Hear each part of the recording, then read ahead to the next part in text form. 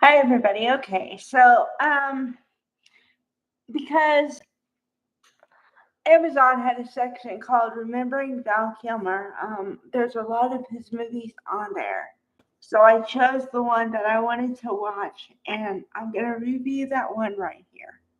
Okay, so it's called The Doors. It was made in 1991, and it's the life story of Jim Morrison, the leader and founder of the group The Doors, and his rise and turbulent times, and ultimately his unaliving, because he was and probably is um, one of the first members of the Forever 27 Club.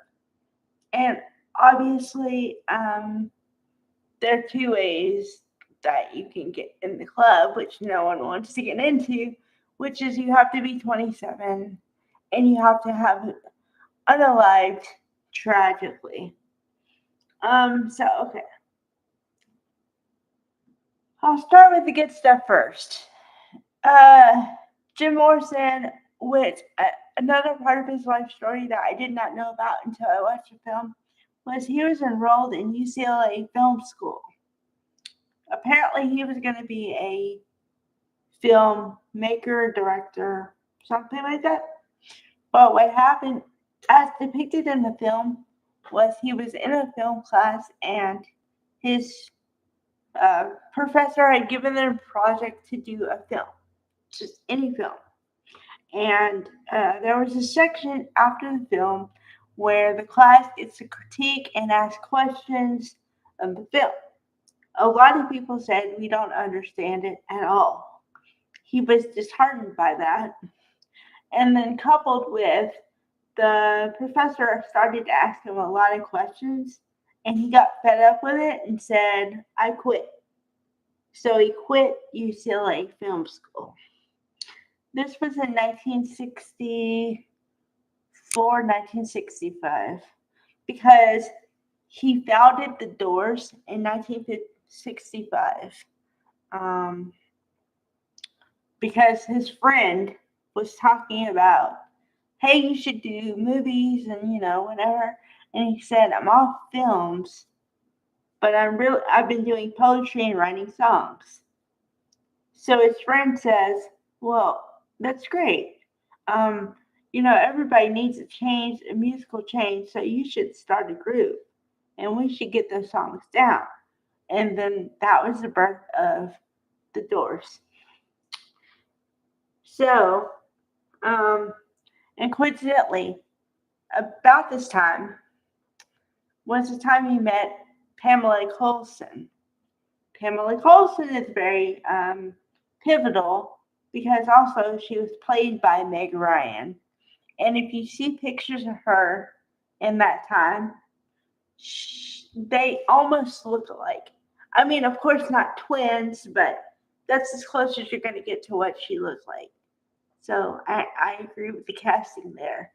Okay.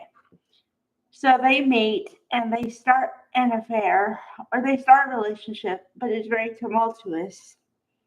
But they were together for the last 6 years of his life. Um, because what ultimately happened was I don't know, I would say that he lived too hard. Um, and he just did a little bit too much of everything. Which I guess was not common, but I mean, given the lifestyle, and also you have to understand that in music or any kind of industry like that, you have a short window when you're going to be it, and when you're it, and everybody wants to be around you and do things with you, but you better strike while the iron's hot, or you're going to be yesterday's news next week. So there's this, I would assume, constant pressure to always keep up with the same, or come up with new ideas and always be on the leading edge of whatever music, film. You can take it to any industry you really want, but Okay, as far as songs you might know, there's Break On Through to the Other Side. There's Come On Baby, Light My Fire.